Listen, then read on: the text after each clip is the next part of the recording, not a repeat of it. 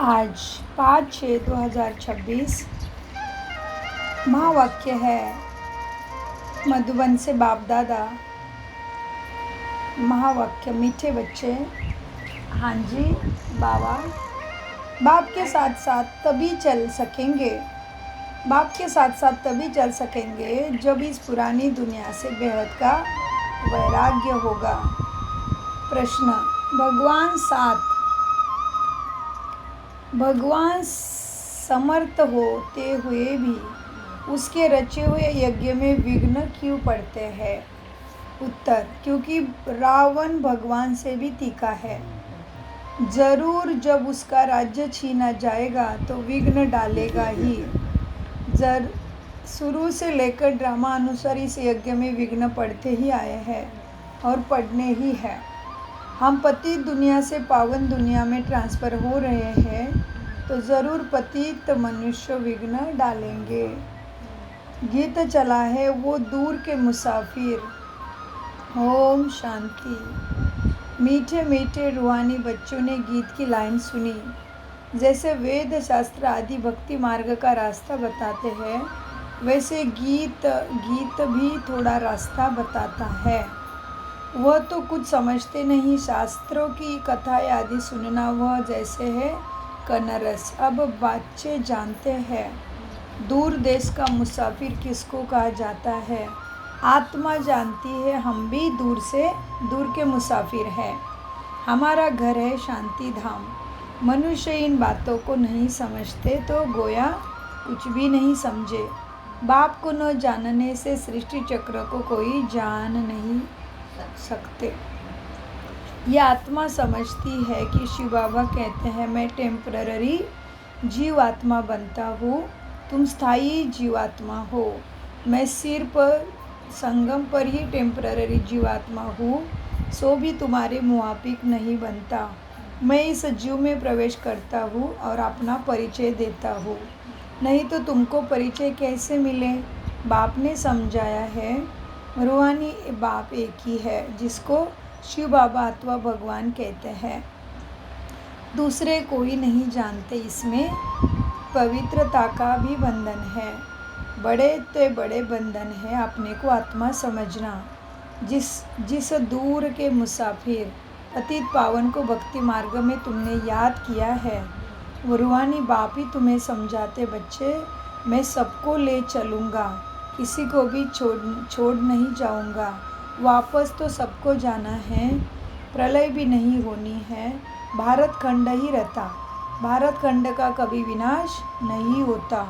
सतयुग आदि में सिर्फ भारत खंड ही रहता है। कल्प के संगम पर जब बाप आते हैं तो आदि सनातन देवी देवता धर्म स्थापन करना होता है। बाकी सब धर्म विनाश होने हैं। तुम आदि सनातन देवी देवता धर्म स्थापन करने में मदद कर रहे हो। तो गीत सुना कहते हैं बाबा हमको भी साथ ले चलो। बाप कहते हैं ऐसे साथ में कोई चल ना सके। जब तक पुरानी दुनिया से वैराग्य न आए, नया मकान बनता है जो पुरानी से डील टूट जाती है। तुम भी जानते हो ये पुरानी दुनिया भी खत्म होनी है। अब तुम्हें नई में चलना है। जब तक सत्वप्रधान नहीं बनेंगे तब तक सत्वप्रधान दुनिया में देवी देवता नहीं बन सकेंगे। इसलिए बाबा बार बार समझाते बच्चे अपने को आत्मा समझ बाप को याद करते रहो। सदगति करने वाला दूर का मुसाफिर एक ही आया हुआ है, उनको दुनिया नहीं जानती। सर्वव्यापी कह दिया है। अभी तुम बच्चे नंबरवार पुरुषार्थानुसार जानते हो कि हम शिव बाबा की संतान हैं। आते भी है तो समझते हम बाप दादा के पास जाते हैं। तो यह फैमिली हो गई ना। यह है ईश्वरीय फैमिली। किसी को बहुत बच्चे होते हैं तो बड़ी पलटन हो जाती है। शिव बाबा के बच्चे जो इतने बीके भाई बहन हैं, यह भी बड़ी पलटन हो जाती है। ब्रह्मा कुमार कुमारियाँ सब जानते हैं हम बेहद के बाप से वर्षा लेते हैं। शास्त्रों में दिखाते हैं पांडव और कौरवों ने खेल खेला, राजाई दाव में रखी। अब राजाई ना कौरवों की है ना पांडवों की है। ताज आदि कुछ भी नहीं है। दिखाते हैं उनको शहर मिला।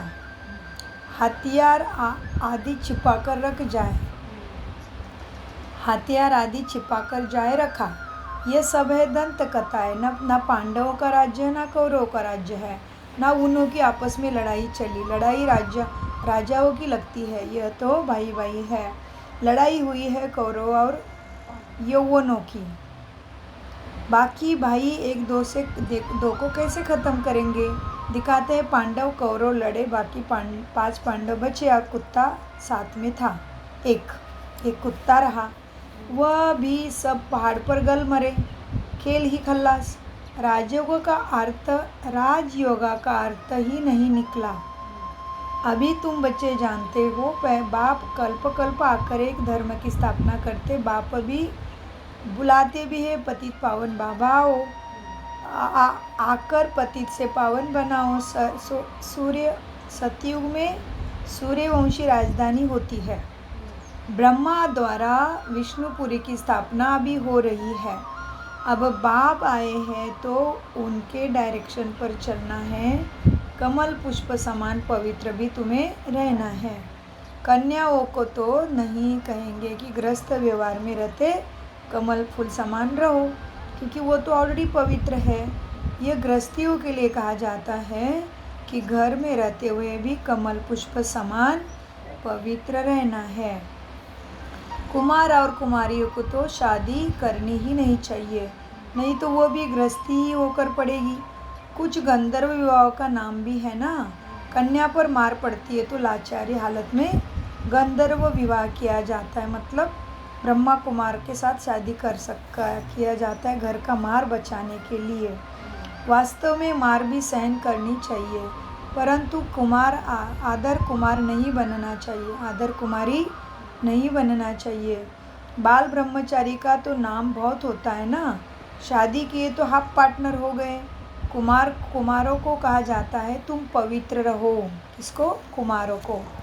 कुमारों को भी समझाया जाता है तुम पवित्र रहो। गृहस्थ व्यवहार वालों को कहा जाता है गृहस्थ व्यवहार में रहते कमल पुष्प के समान बनो। उनों को ही मेहनत होती है, शादी न करने से बंधन नहीं रहेगा। कन्या का तो पढ़ना है और ज्ञान में बहुत मजबूत भी बनना है। किसको? कन्याओं को। हम सब कन्या ही है बाबा की।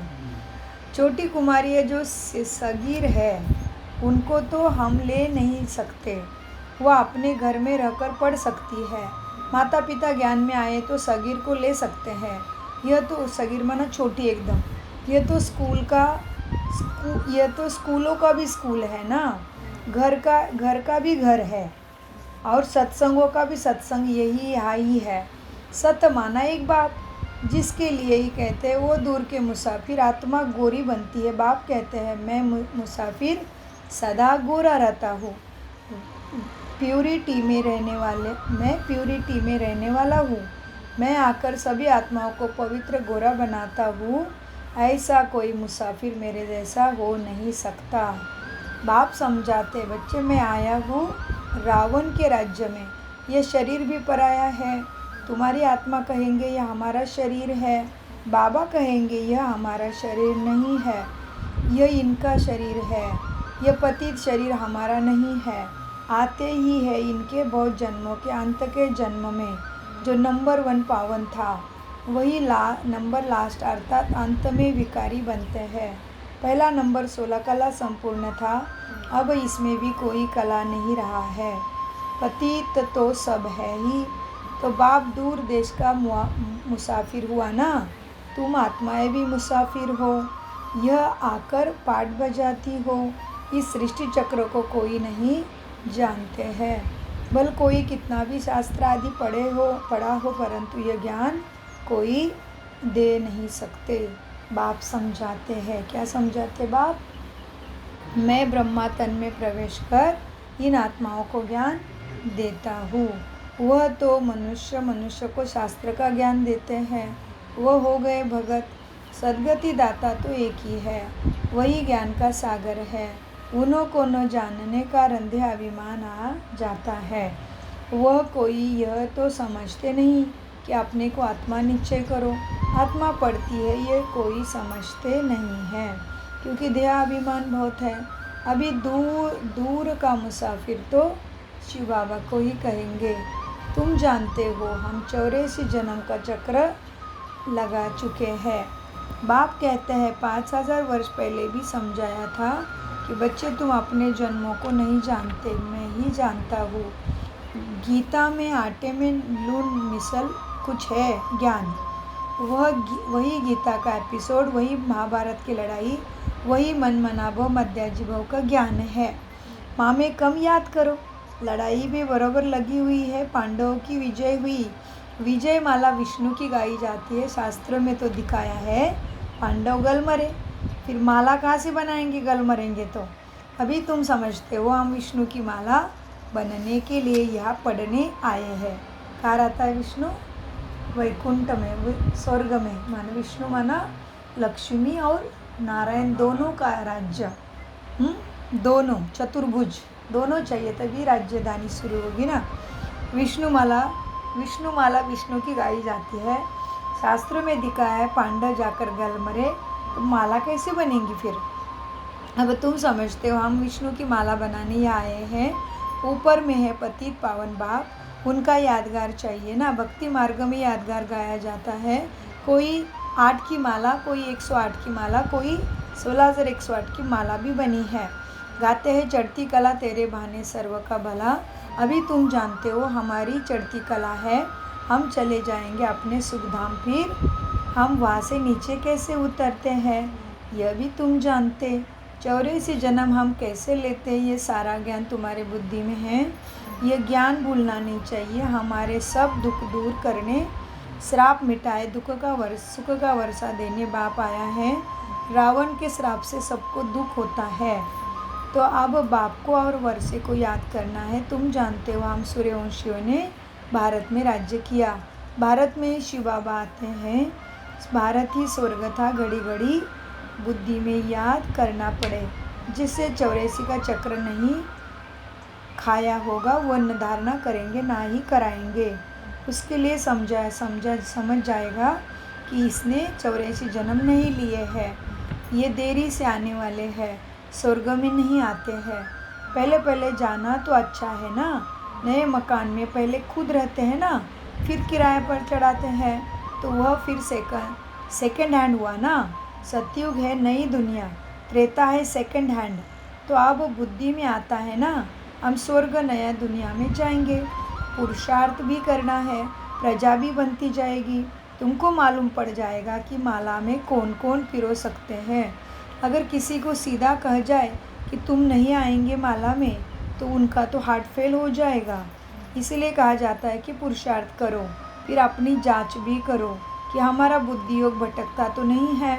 तुम्हारा शिव बाबा से कितना लव होता है जाता है। कहते भी हम बाप दादा के पास जाते हैं, शिव बाबा से दादा द्वारा वर्षा लेने जाते हैं। ऐसे बाप के पास तो कई बार जाए, परंतु गृहस्थ व्यवहार भी संभालना है। भले बहुत धनवान है, परंतु इतनी फुर्सत नहीं, पूरा निश्चय नहीं तो मास 2 मास बाद आकर रिफ्रेश हो सकते हैं। उनको घड़ी घड़ी कशिश होगी। सुई पर जंक चढ़ी हुई होती है तो चुंबक इतना खींचता नहीं। जिनका पूरा योग होगा उनको झट कशिश होगी, भाग आएंगे बाबा के पास। जितनी कट उतर जाएगी आत्मा में उतनी कशिश होगी। हम चुंबक से मिले, गीत है ना, चाहे मरो चाहे कुछ भी करो, हम तो दर से भगवान के कभी नहीं निकलेंगे, गाते हैं ना। परंतु वह अवस्था तो पिछाड़ी में होगी, कट निकली हुई होगी तो वह अवस्था ज़रूर होगी।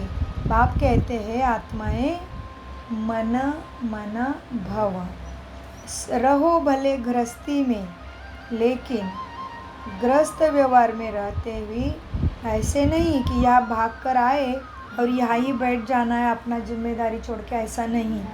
सागर पास बादल को आना होता है रिफ्रेश होने के लिए। तो ज्ञान के सागर बाबा के पास आओ, रिफ्रेश हो और जाके सेवा करो। फिर सर्विस पर भी जाना है, बंधन सब खलास हो तो सर्विस पर जा सके। माँ बाप को अपने बच्चों का संभालना है, बाप की याद में भी रहना है, पवित्र भी तुम्हें बनना है। बाप ने समझाया है क्या? अनेक प्रकार के विघ्न यज्ञ ज्ञान यज्ञ में पढ़ते हैं।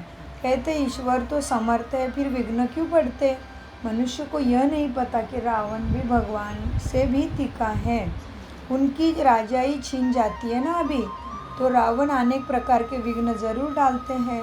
ड्रामा प्लान अनुसार भी विघ्न पड़ेंगे।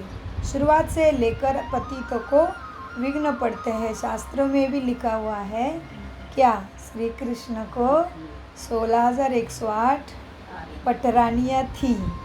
फिर क्या हुआ? कालिया नाग ने सर्प ने भी ढसा। फिर क्या हुआ? राम की सीता भी चुराई गई। अब रावण स्वर्ग में कहाँ से आएगा सीता के लिए? झूठ तो बहुत है सारी कथाओं में, कीर्तनों में, लेकिन अर्थ नहीं समझते। लेकिन झूठ पे चलने से क्या हुआ? भक्ति में गिरते ही सतो प्रधान तो रहे नहीं, शुद्ध भी नहीं रहे, तमो प्रधान, घोर तमो प्रधान पतित आत्मा बन गई भक्ति की, झूठी भक्ति करते करते। कहते विकार बिगर बच्चे कैसे होंगे? अब उनको पता ही नहीं कि जो वर्षा लेने वाली हो गए होंगे वो आकर समझाएंगे। प्रश्न में आके दूर हो जाते, नहीं आते भगवान के पास। तो बाबा कहते कोई कहते कि विकार बिगर बच्चे कैसे होंगे? उनको यह नहीं पता कि जो वर्षा लेने वाले आत्माएं होंगे वो आकर समझेंगे। तो इस ज्ञान यज्ञ में आसुरों के विघ्न तो पड़ते हैं। पतितों को आसुर कहा जाता है। हे ही रावण संप्रदाय, अभी तुम संगम पर हो। रावण राज्य से तुम्हारा किनारा तुमने कर लिया है। कुछ भी फिर भी कुछ लेस आती है, थोड़ी सी लवलेश कहीं रह जाती है। यह बुद्धि में ज्ञान है कि हम जा रहे हैं। बैठे तो यहाँ ही है, बुद्धि में है ज्ञान। बैठे यहाँ हो परंतु उनसे जैसे तुमको वैराग्य है। यह चीची दुनिया कब्रिस्तान बननी है। भिन्न भिन्न पॉइंट से मनुष्य को समझाया जाता है। वास्तव में तो एक ही पॉइंट है, मन मना भव। कितनों की चिट्ठियाँ बाबा के पास आती है, बाबा हमें तो बहुत बंधन है, बाबा हम बांधेली है। एक द्रौपदा तो नहीं है, 1000 हो जाएंगे। अभी तुम पतित दुनिया से पावन दुनिया में ट्रांसफ़र हो रहे हो।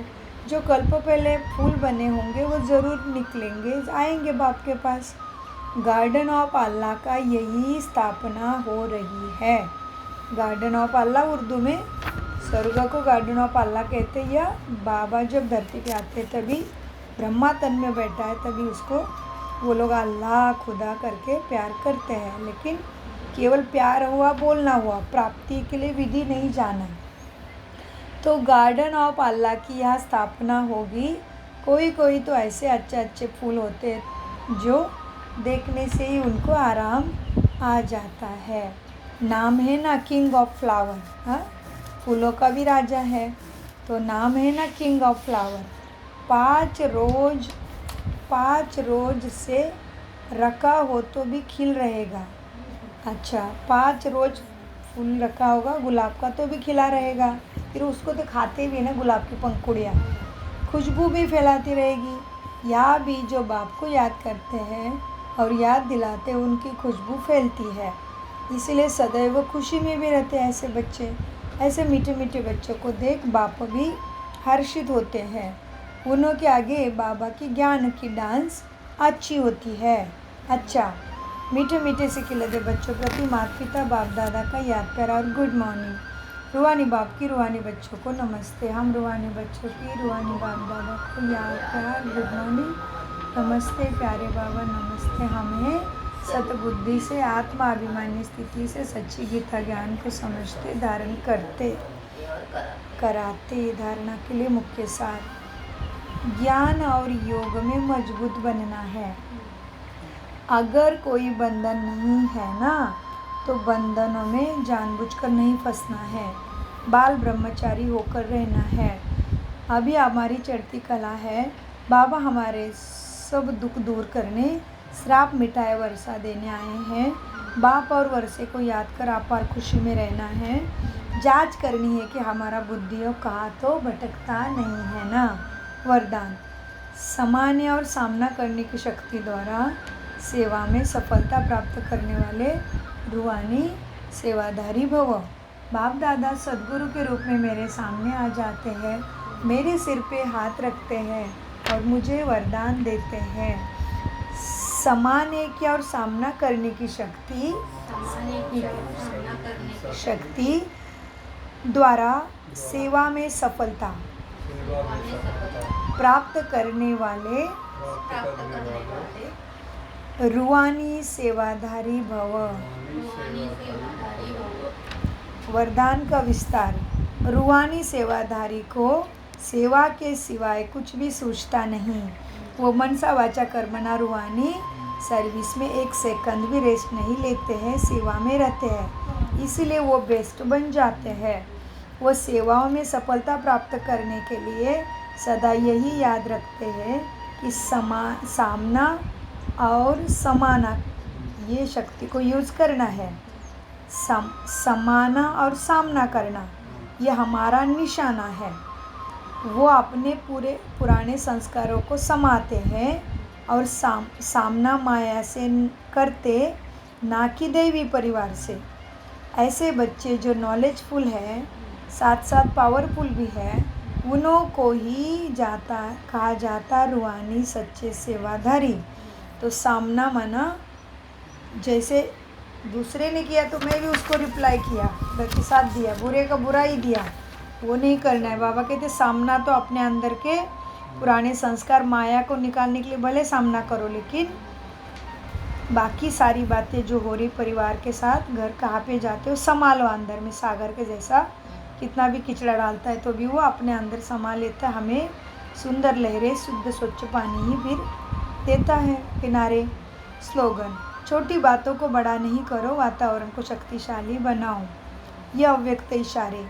सदा अपने हर्षित रहने के लिए अपनी नेचर को सरल बनाओ, माया सहनशील भी बनो। सदा हर्षित रहने के लिए अपने चेहरे को सरल बनाओ, सहनशील भी बनो।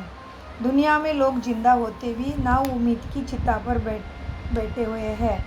ऐसे आत्माओं को मर्जीवा बनाओ। नए जीवन का दान दो। अपने खुश नसीब हर्षित मुख चेहरे द्वारा उन्हें मानव जीवन में जीना सिखाओ। आपको देखकर उन्हें हिम्मत, उमंग, उत्साह आ जाए। इसके लिए अपनी नेचर को सरल बनाओ। और फिर क्या करो? सदा कमल समान स्थिति के डबल आसन पर लाइट स्थिति में स्थित रहो। ओम शांति, ओम शांति, ओम शांति। मीठे प्यारे बाप दादा का अनगिनत खजाना शुक्रिया, शुक्रिया। हाँ बोलो, धीरे बोलो, सोच समझ कर बोलो।